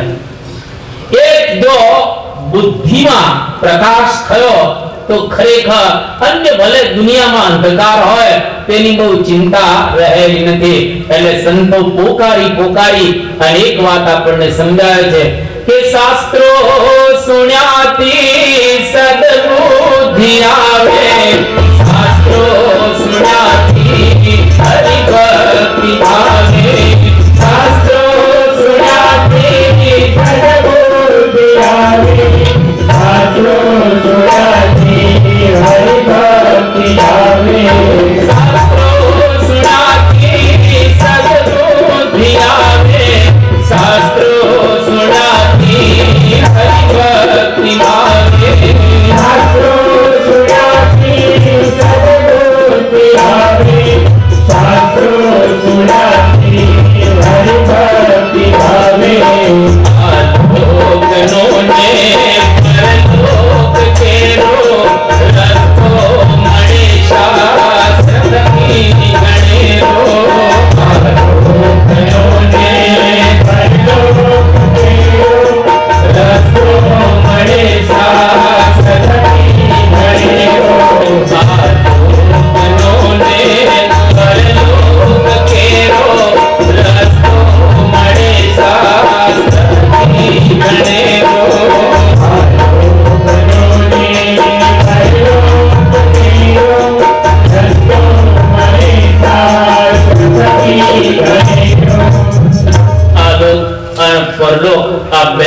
રસ્તો આપણને શાસ્ત્ર દ્વારા પ્રાપ્ત થશે.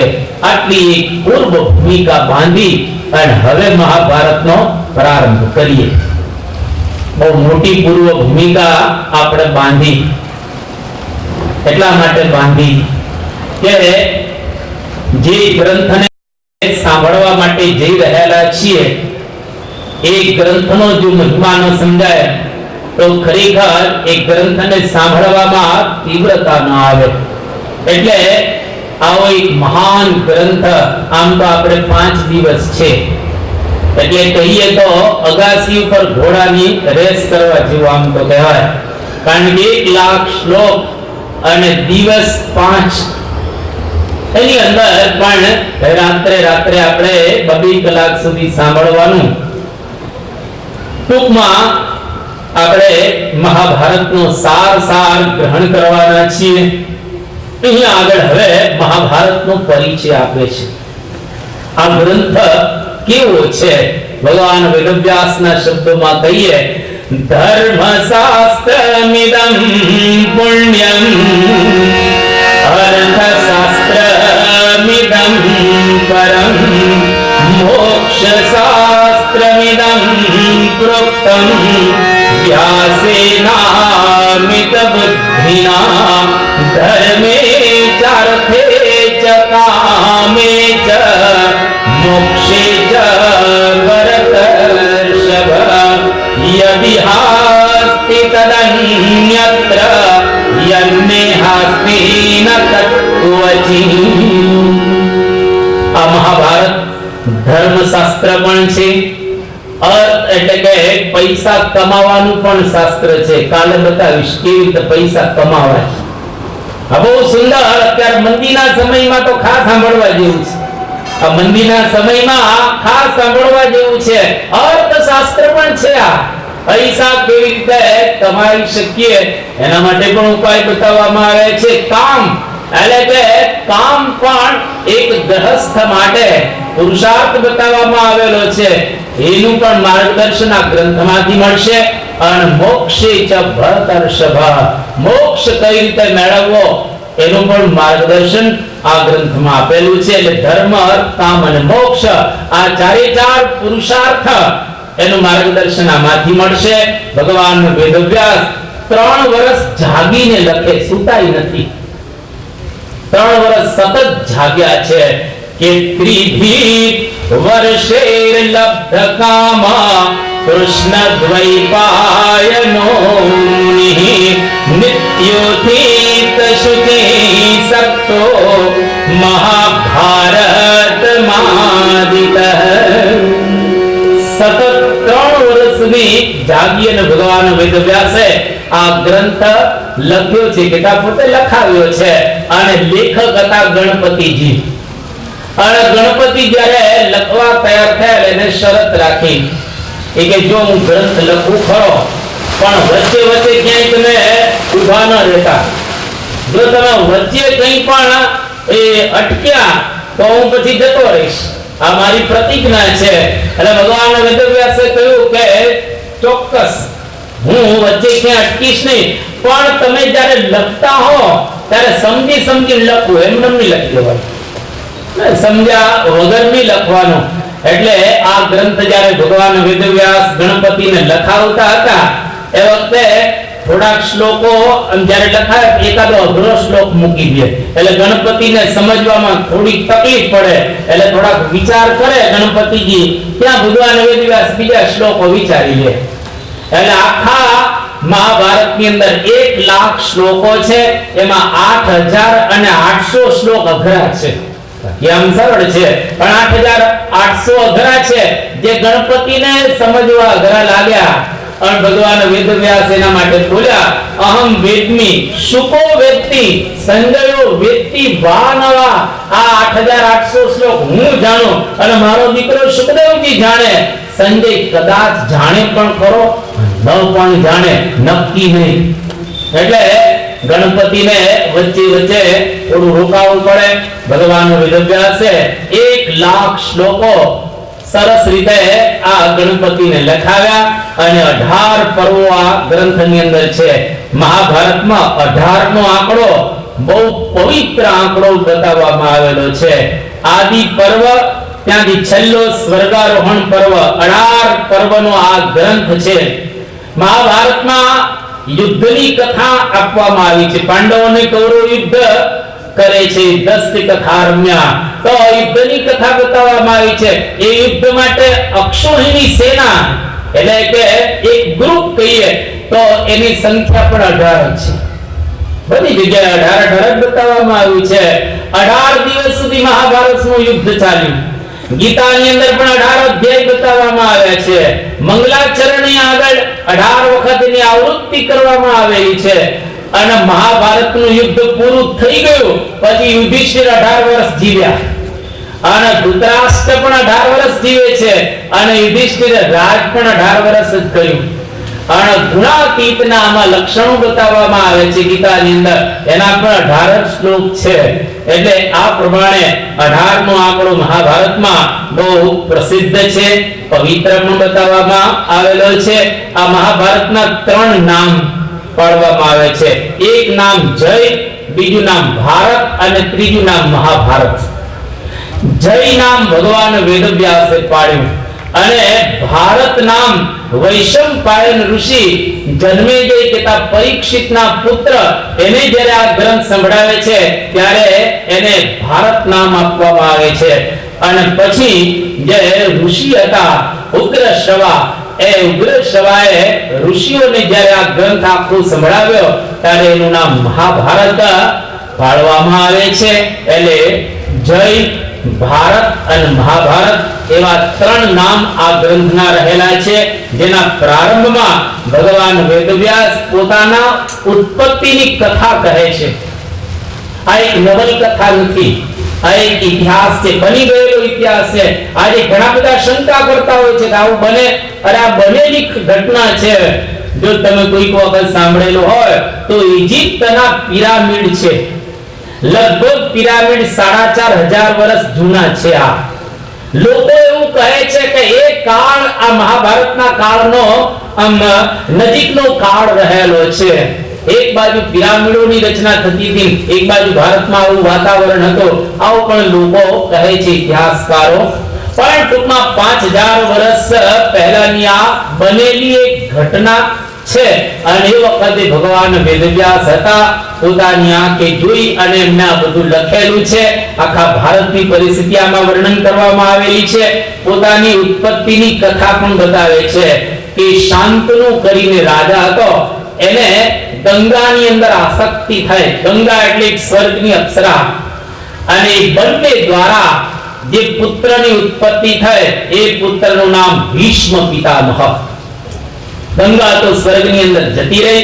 હવે શાંતનુ ને આ ભીષ્મ જ્યારે પ્રાપ્ત થાય છે અને પછી એની સાથે ધીરે ધીરે મોટા થાય છે. વર્ષો વીતી ગયા પછી એ અરસામાં એક પરાશર નામના ઋષિ થયા. આ બહુ તપસ્વી હતા. એક વખત એક નદીને ઓળંગવા માટે આમ જાય છે પરાશર ઋષિ. એને સામા કિનારે જવું હતું, પણ પોતાની જાતે તો તરીને જઈ ન શકાય, એટલે એક નાવ ત્યાં હતી, નાવમાં બેસે છે. અને જે નાવિક હતો બહારગામ ગયેલો, એની દીકરી નાવ ચલાવતી હતી, જેનું નામ સત્યવતી. 16 વર્ષની છોકરીની ઉંમર. ઋષિ નાવમાં બેઠા છે, સામા કિનારે બધા માણસો પણ ગોઠવાઈ ગયેલા છે. અને હવે નદી કઈ બહુ મોટી નથી, એટલી બધી અતિશય, પણ મધ નદીનો ભાગ આવ્યો એ વખતે પરાશર ઋષિનું મન પેલી 16 વર્ષની છોકરી કન્યા બહુ જ રૂપના અપાર હતી, એની અંદર આસક્ત થઈ ગયા ઋષિ. અને ઋષિ એના શરીરની માંગણી કરે છે. એટલે પેલી છોકરી તો એકદમ, હવે આ નાની છે 16 વર્ષની, આ ઋષિ મોટા છે. એ વખતે દીકરી બોલે છે કે તમે ઋષિ છો, તમને આ શોભે નહીં, અને અત્યારે આ દિવસ છે અને માણસો સામે કાંઠે બધા જોઈ રહ્યા છે આ દ્રશ્ય. એ વખતે ઋષિએ કહ્યું પેલી દીકરીને કે અત્યારે કામની અંદર હું આસક્ત થઈ ગયો છું અને તને જોઈ ન શકે, આપણને જોઈ ન શકે, એટલા માટે આખા ભૂમંડળની અંદર ઋષિએ પોતાના તપના પ્રભાવે કરી અને વાદળો ઉત્પન્ન કર્યા. સૂર્યની આગે વાદળો આવી ગયા અને ઘોર અંધારું થઈ ગયું. સામા કિનારાથી નાવ ન દેખાય અને ઋષિએ આ છોકરીનો સંગ કર્યો જેનું નામ સત્યવતી અને એને ગર્ભ રહ્યો અને ઋષિ સામા કિનારે ઉતર્યા છોકરીએ કહ્યું કે આ પ્રમાણે ગર્ભ રહેલો છે ત્યારે આ તો ઋષિ હતા અને કહ્યું કે તને પુત્ર રત્નની પ્રાપ્તિ થશે પુત્ર ઉત્પન્ન થઈ ગયા પછી તું કુંવારી જ રહીશ તો કેવું કહેવાય તું કુંવારી ને કુંવારી રહીશ તારા કુંવારાપણામાં કોઈ પણ પ્રકારનો બાધ નહીં આવે જાઉં તને આશીર્વાદ આપું છું ઋષિએ આશીર્વાદ આપ્યા અને એને પુત્ર ઉત્પન્ન થાય છે જે પુત્ર ઉત્પન્ન થયો એ સાક્ષાત ભગવાન વેદવ્યાસ વ્યાસજી ઉત્પન્ન થયા સત્યવતી થકી અને વ્યાસજી એની અહીંયા આગળ ઉત્પત્તિ બતાવવામાં આવી અને કહ્યું કે માતા મારે તમારી સાથે નથી રહેવું પરંતુ હું તો એક પર્વતની ઉપર રહીશ એક પર્વતની ઉપર પોતે રહે છે અને માતાને કહે છે કે જ્યારે જ્યારે મારી જરૂર હોય ત્યારે તમે મને બોલાવજો મારું સ્મરણ કરજો હું આવી જઈશ તમારી પાસે અને મારે બ્રહ્મ ચિંતન કરવું છે એટલે ભગવાન વેદવ્યાસ ત્યાં આગળ પર્વત ઉપર ચાલ્યા જાય છે આ બાજુ પેલી કન્યા પાછી આવે છે પોતાના પિતાને ત્યાં સત્યવતી એનું નામ આ બાજુ પેલા શાંતનુ રાજા જે ગંગાની સાથે એના લગ્ન થયેલા ગંગા એને છોડીને સ્વર્ગમાં ચાલી ગયેલી હતી એ શાંતનુ રાજા એક વખત સમુદ્રના કિનારે આવે છે અને એમાં નદીના કિનારે આવ્યા તો એમણે આ સત્યવતીને જોયું રૂપના અંબા એટલે રાજાનું મન એમાં આસક્ત થયું ઋષિનું જેમ થયું તો એમાં રાજાનું થયું શાંતનું આ બાજુ શાંતનુના પુત્ર ભીષ્મ પિતામહ એ ઘરે યુવરાજ બની ગયેલા હતા અને હવે પરણવા જેવા થઈ ગયા હતા એ વખતે શાંતનુ એનું મન તો આમાં લાગી ગયું હતું પરંતુ સત્યવતીના પિતાશ્રીને કહેવામાં આવે છે કે આના લગ્ન તમે મારી સાથે કરો ત્યારે સત્યવતીના પિતાશ્રી જે પોતે નાવિક હતા અને ધીવર કહીએ આપણે માછીમાર હતા એને કહ્યું કે હું લગ્ન એક શરતે કરું કે શું કે મારી પુત્રીને જે પુત્ર થાય એ રાજ સિંહાસનનો અધિકારી બને તમારી જગ્યાએ એ પુત્ર રાજા બને આ બાજુ શાંતનો વિચાર કરે છે કે મારે તો એક ભીષ્મ પુત્ર છે જ એ રાજનો અધિકારી થવાનો છે રાજા બનવાનો છે જો હું આની સાથે લગ્ન કરો તો આનો પુત્ર એને રાજા બનાવવો પડે હવે એક બાજુ મોહ પણ છે અને એક બાજુ આ પોતાના પુત્ર ને રાજા બનાવવાનો છે શું કરું ધીરે ધીરે શાંતનો એકદમ ગળવા લાગે છે પાતળા થઈ જાય છે એના દીકરા ભીષ્મ પિતામહે કે પિતાશ્રી કેમ તમને કઈ ચિંતા છે એટલે પિતાશ્રી જેવું હતું એવું કહી દીધું કે હા મારું મન પેલી આ સત્યવતીની અંદર લાગી ગયું છે પણ એના પિતાશ્રીએ શરત મૂકી છે કે મારો જે પુત્ર થાય એ જ રાજ સિંહાસનનો અધિકારી થાય હવે મારે તો તને રાજા બનાવવાનું પિતાશ્રી હું રાજ છોડી દઉં છું અને આ બાજુ પિતા બહુ પ્રસન્ન થઈ ગયા અને પેલા ધીવરની પાસે જાય છે મચ્છીમારની પાસે અને કહે છે કે હવે મારો દીકરો રાજ નહીં સંભાળે પરંતુ તમારી દીકરીનો જે દીકરો થશે એ જ રાજા બનશે તો પેલો માછીમાર બહુ હોશિયાર હતો એ કે કદાચ મારી દીકરીનો દીકરો રાજા બને પણ ભીષ્મના દીકરા તો થવાના ને એ પરણશે તો એના દીકરા થશે અને ભવિષ્યમાં કદાચ પેલાને મારીને આવી જાય તો રાજા બની જાય તો તમારી દીકરીનો જે દીકરો બને એની રાજગાદી જતી રહે ને એ વખતે પુનઃ પેલા શાંતનું ઉદાસ થઈ ગયા કે હવે આ પ્રતિજ્ઞા કઈ રીતે પૂરી કરવી અને ઘરે ભીષ્મને જ્યારે આ વાત કરે છે બહુ લાંબી કથામાં ન પડતા ભીષ્મ ત્યાં આગળ પ્રતિજ્ઞા કરે છે શું પ્રતિજ્ઞા કરે છે કે આજથી હું ક્યારેય લગ્ન નહીં કરું હવે લગ્ન ન કરે સંતાન થવાના ન અને આવી જ્યારે ભીષ્મ પિતામહે પ્રતિજ્ઞા કરી એટલે આકાશમાંથી દેવતાઓ બધા જોર જોરથી બોલવા લાગે છે ભીષ્મ ભીષ્મ ભીષ્મ એ ખરેખર આ મહાન કર્મ કહેવાય આ દુનિયામાં રહી અને લગ્ન ન કરવા એ કેટલું મોટું કામ કહેવાય એટલે હા ખરેખર અગત્યનું જ રહેલું છે અને રાજ સિંહાસનનો અધિકાર છોડી દીધો શાંતનુ ને સત્યવતી લગ્ન ગ્રંથિથી જોડાયા એને બે દીકરા થાય છે, એકનું નામ ચિત્રાંગદ અને બીજાનું નામ વિચિત્રવીર્ય. આ બે દીકરા થયા. એમાં ચિત્રાંગદ જે હતા એ યુવા અવસ્થાની અંદર ધામમાં ચાલ્યા ગયા અને જે વિચિત્રવીર્ય હતા એને કોઈ સંતાન હતા નહીં અને નિસંતાને મૃત્યુ પામ્યા. હવે શાંતુને આ પ્રમાણે કોઈ સંતાન નથી.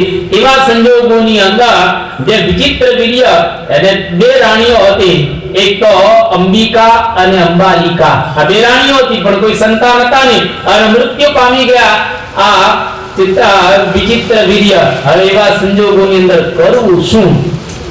તો આપણા ભારત વર્ષની અંદર એક નિયોગ પદ્ધતિ બતાવવામાં આવેલી છે, જેની વાત હું વિસ્તારપૂર્વક કરતો નથી, પરંતુ રાજ ગાદીના કોઈ અધિકારી બને એટલા માટે સંતાન ઉત્પન્ન કરવામાં આવતા હતા. એટલે આ જે અંબિકા અને અંબાલિકા એને હવે કોઈ સંતાનની પ્રાપ્તિ થાય એના માટે કોને બોલાવવા? તો વ્યાસજીને બોલાવવામાં આવે છે. ભગવાન વેદવ્યાસ આવે છે અને એ શરીરે ખૂબ વાળ હતા, અતિશય કાળું શરીર હતું, દાઢી વધી ગયેલી હતી, આખા શરીરમાંથી ભયંકર બદબુ ને ગંધ આવતી હતી. તો પેલી અંબિકા છે એ અંબિકા એની સાથે વ્યાસજીનો સંબંધ થયો એટલે અંબિકા આંખ નીચી ગઈ ત્યારે સંબંધ થયો ત્યારે. એટલે એમાંથી જે પુત્ર ઉત્પન્ન થયો એ ધૃતરાષ્ટ્ર, એ જન્માંધ હતા, જન્મથી જ પોતે આંધળા હતા. અને બીજી જે રાણી હતી અંબાલિકા, એની સાથે વ્યાસજી જ્યારે સંબંધ કરે છે તો એકદમ ગભરાઈ ગઈ, ફીકી પડી ગઈ. અને જ્યારે ગભરાઈ ગયા વ્યાસજીનું રૂપ જોઈને એટલે એમાંથી જે ઉત્પન્ન થયો પુત્ર એ પાંડુ, એ પુત્ર ઉત્પન્ન થયો. અને એક દાસી હતી એની સાથે પણ વ્યાસજીનો સંબંધ થાય છે અને એમાંથી જે પુત્ર ઉત્પન્ન થયો એનું નામ વિદુર. આ ત્રણ પુત્ર ઉત્પન્ન થયા, ધૃતરાષ્ટ્ર, પાંડુ અને વિદુર. આ ત્રણ ભાઈઓ અને ધૃતરાષ્ટ્રના 100 કૌરવો, પાંડુના 5 પાંડવો અને વિદુરને કોઈ સંતાન હતા નહીં. અને એમાંથી આ કથાનો પ્રારંભ થયેલો છે. અને ભગવાન વેદવ્યાસ એ પોતે આ નિયોગ પદ્ધતિથી ત્રણને પુત્ર ઉત્પન્ન કર્યા. અને ત્યાર પછી અહીંયા આગળ મહાભારતની કથા એ વર્ણવવામાં આવે છે. પરંતુ આજે આપણો સમય અહીંયા આગળ પૂર્ણ થાય છે. પણ મહાભારત કેવો ગ્રંથ છે એની વાત કરીને આજે આપણે પૂર્ણ કરીએ. મહાભારતની પ્રસિદ્ધિ બહુ છે. ઈસવીસન પૂર્વે 5મી સદીની અંદર ગ્રીસ દેશની અંદર લખાણો મહાભારતના પ્રાપ્ત થાય છે. ઈસવીસન 600 ની અંદર તુર્કસ્તાનમાં આ મહાભારત ગ્રંથનો પાઠ થતો હતો. ઈસવીસન 800 ની અંદર કંબોડિયા દેશ છે, અત્યારે એનું નામ કંપુચિયા છે, એ કંપુચિયાની અંદર પણ આ ઘણા બધા ત્યાં આગળ મંદિર છે. એમાં અંગકોટ નું મંદિર છે, અંગકોટ વાટ, એની અંદર પણ એ મહાભારતના આખ્યાનો ચિતરવામાં આવેલા છે. ઈસવીસન 1000 ની અંદર જાવા અને સુમિત્રામાં આ ગ્રંથ બહુ લોકપ્રિય હતો. આની પર ઘણા નાટકો ભજવવામાં આવતા હતા. મહાભારતને વિશે ગાંધીજી એવું કહેતા કે યરવાડા જેલની અંદર હું 4 મહિના રહેલો, 4 મહિનામાં આખો મહાભારત ગ્રંથ મેં વાંચ્યો. અને વાંચી અને ગાંધીજી બોલ્યા અમૂલ્ય રત્નોની ખાણ આ મહાભારત ગ્રંથ છે. જવાહરલાલ નહેરુ એવું કહેતા કે આપણા દેશમાંથી જો મહાભારત અને રામાયણ કાઢી નાખવામાં આવે તો ભારત મટી જાય. આ બે ગ્રંથ મહાન ભારત વર્ષની અંદર છે. ગુણવંત શાહ બહુ મોટા સાક્ષર ગણાય ગુજરાતના, એ વડોદરાની અંદર અત્યારે રહે છે. એવું કહેતા કે ભારતીય સંસ્કૃતિનો આત્મા વેદ ગણાય અને ઉપનિષદો એનું સત્ય છે અને ભગવદ ગીતા એનું હૃદય છે. રામાયણ અને મહાભારત એ ભારત વર્ષની આ બે આંખ રહેલી છે. આવી વાત એમને કરી. આ મહાભારતની અંદર આપણે 4 દિવસની અંદર હવે શું સાંભળવાના છીએ? 3 દ્રષ્ટિ આપણે સાંભળીશું. એક તો સ્વદ્રષ્ટિ એટલે પોતાનો એક વિચાર મહાભારતની અંદર અનંત જગ્યાએ આખ્યાનો દ્વારા કરવામાં આવેલો છે, એને આપણે સાંભળવાના છીએ. બીજું પર દ્રષ્ટિ, એતા પર વિચાર એટલે બીજાનો પણ આપણે વિચાર કરવાનો છે. એને પણ આપણે વાતો સાંભળીશું. એના પણ ઘણા બધા આખ્યાનો મહાભારતમાં બતાવવામાં આવે છે. અને ત્રીજી દ્રષ્ટિ છે પરમાત્મા દ્રષ્ટિ. જ્યારે આ લોકનો ત્યાગ કરી અને આપણે જઈએ ત્યારે પરમાત્માને પ્રાપ્ત કરવાના છે, એનો પણ અહીંયા આગળ વિચાર કરવામાં આવ્યો છે. સ્વદ્રષ્ટિ, પરદ્રષ્ટિ અને પરમાત્મા દ્રષ્ટિ, આ ત્રણ દ્રષ્ટિ મહાભારતની અંદરથી આપણે જોવાના છીએ. બહુ સુંદર ગ્રંથ છે. આમ તો તમે 2 સિરિયલો જોઈને બેઠા હશો, 2 સિરિયલો બધા જોઈને બેઠા હશો.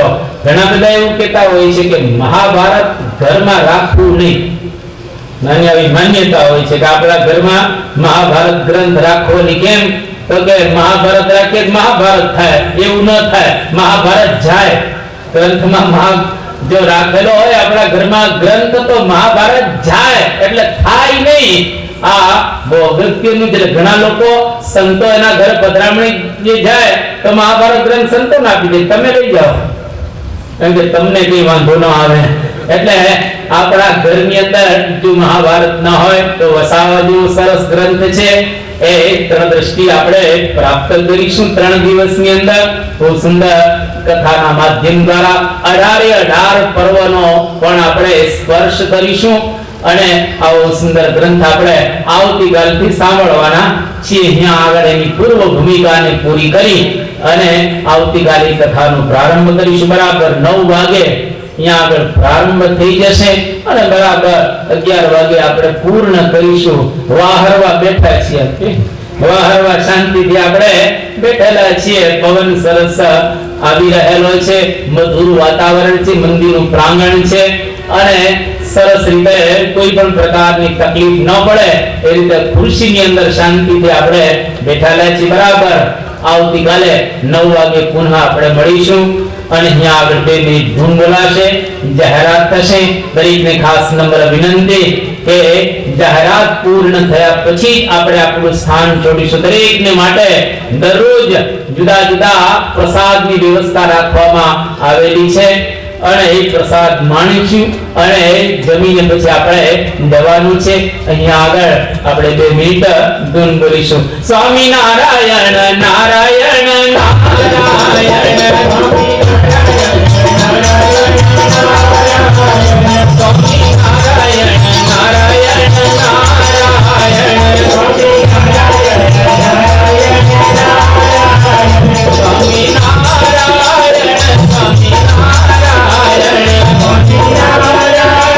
સ્વામી નારાયણ સ્વામી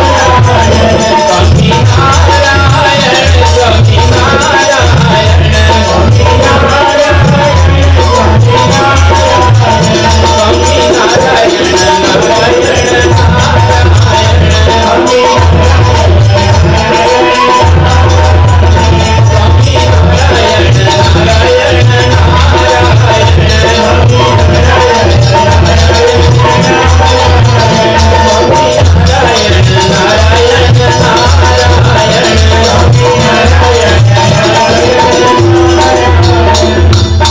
સ્વામિનારાયણ ભગવાનની